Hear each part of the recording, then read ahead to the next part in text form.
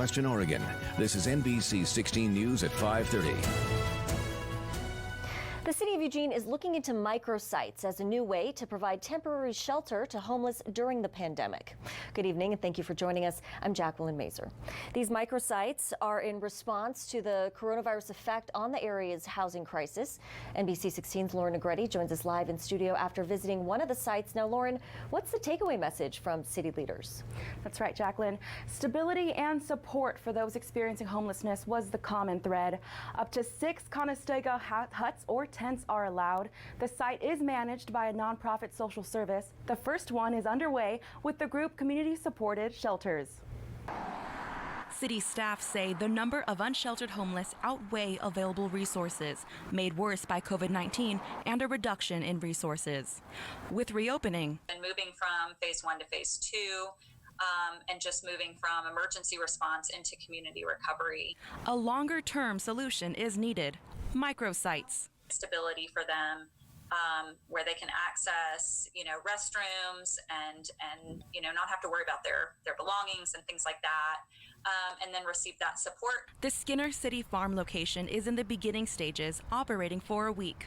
Soon, it'll be a community of 6 Conestoga huts, similar to another one of their sites. Community-supported shelters find ways to collaborate with people who are experiencing homelessness and collaborate with the community and find ways that we can create habitats. The communities will be 6 individual dwellings with their own porch, a common kitchen and community spaces, and hygiene stations.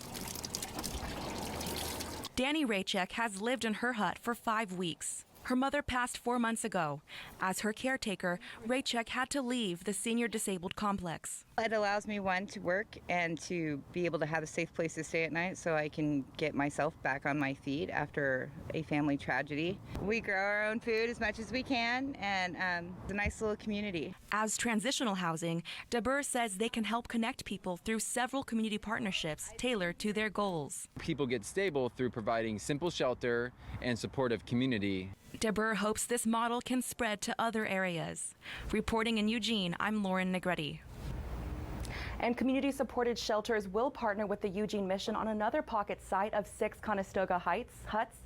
The city is working to identify new sites, publicly or privately owned, and encourages you to contact them for more information. We've listed contact info on our website, NBC16.com.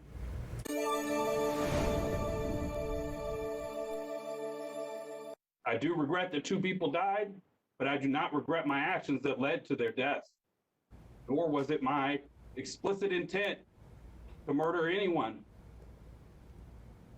And if it had been, Michael Fletcher would most assuredly be dead.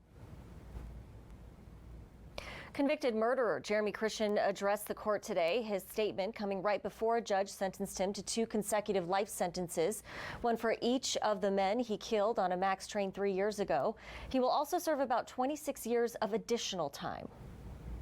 Well, Oregon lawmakers returned to the state capitol in person and virtually to discuss a series of bills in a special session.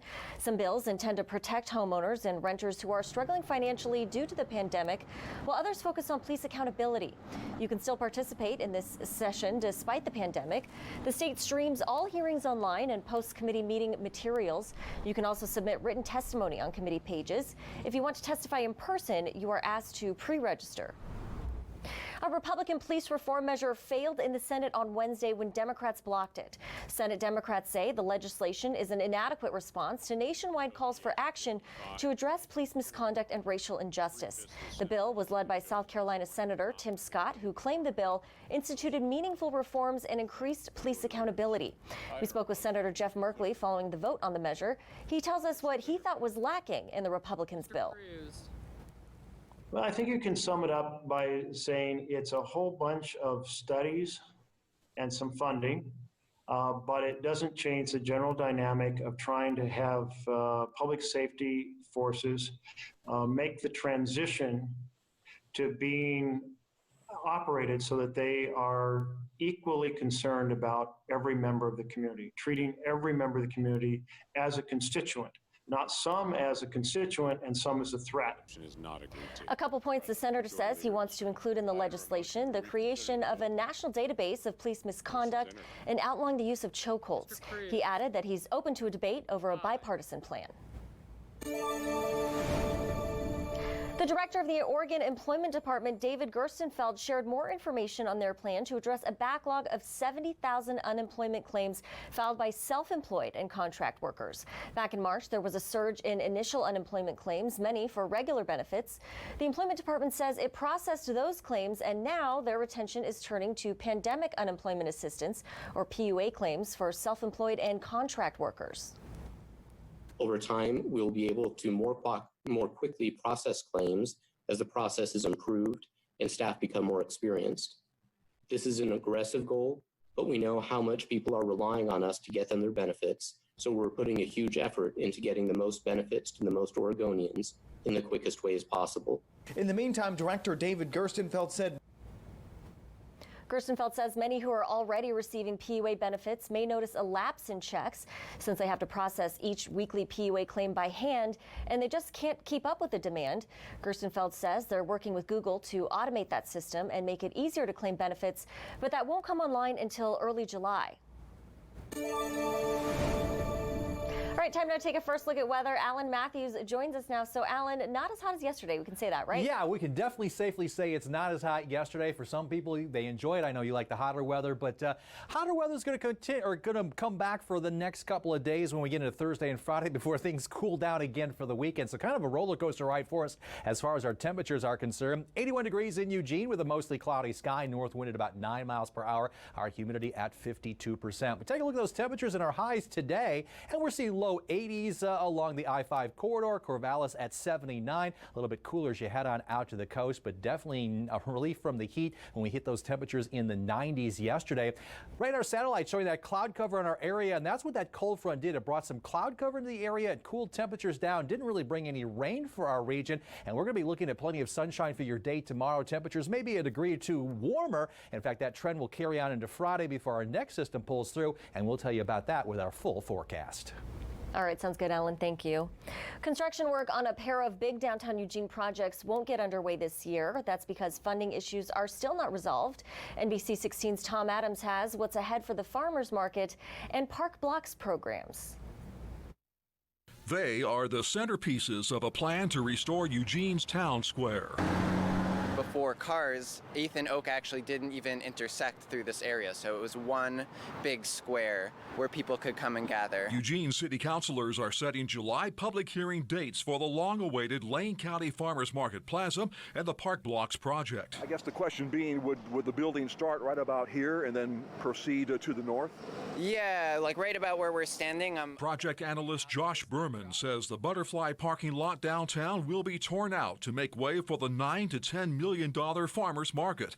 Add to that the $11 million for the Park Blocks, the city winds up with a slight math problem. If you do the math, you would say, oh, that's about $20 million in total project costs and around $10 million of funding allocated.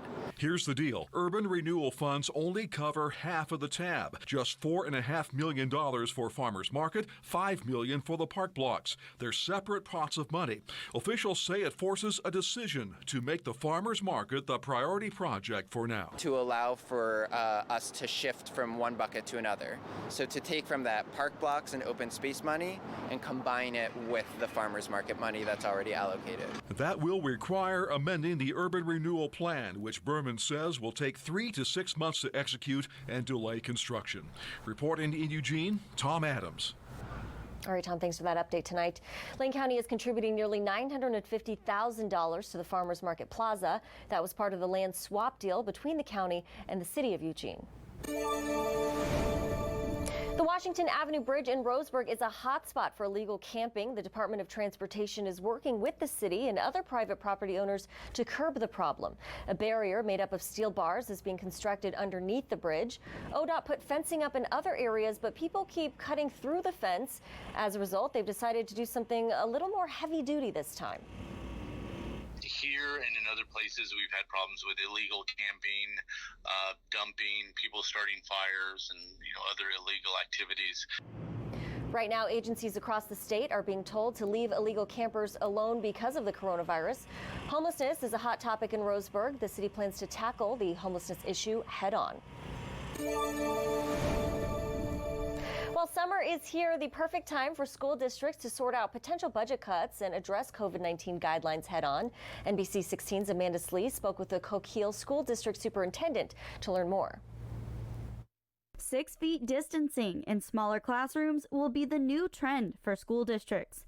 Guidelines call for 35 square feet around each student. Normally, let's say we'd have 25 students in a classroom.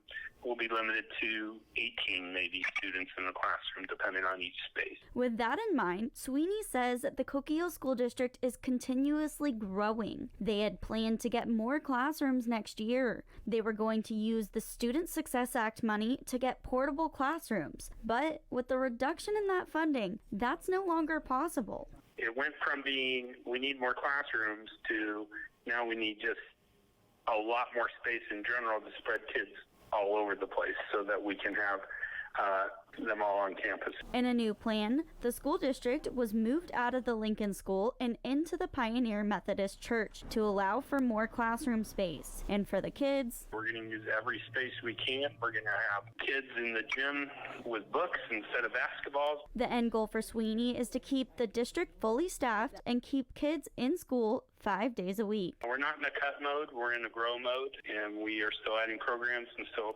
keeping our staff. Now, if the state calls me up on July 5th and says, hey, we're cutting your budget by $3 million, then there'll be cuts. But until they do that, we're full school year next year. Reporting in Coos County, I'm Amanda Slee. All right, thanks, Amanda. Some welcome news for parents, I'm sure. Well, coming up on your only local news at 5:30, with several counties in phase 2, churches can reopen. We check in with one local church to learn how it's adapting to new changes.